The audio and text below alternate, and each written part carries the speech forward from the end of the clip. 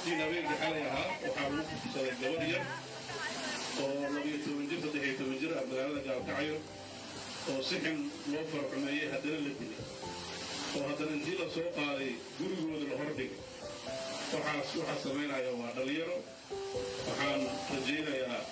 dowladdu inay tallaabo adag ka qaadi doonto cid kasta oo ku xadgudubta karaamada bini'aadanka iyo nolosha waxaan rabaa inaad idinkuna qaybtiina ka qaadataan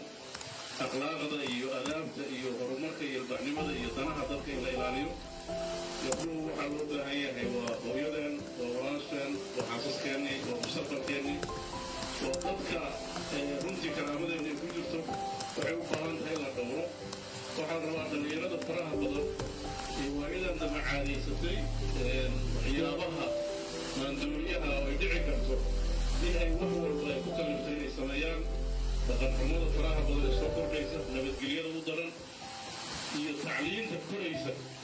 laba shay oo la isqabadsiin kara maaha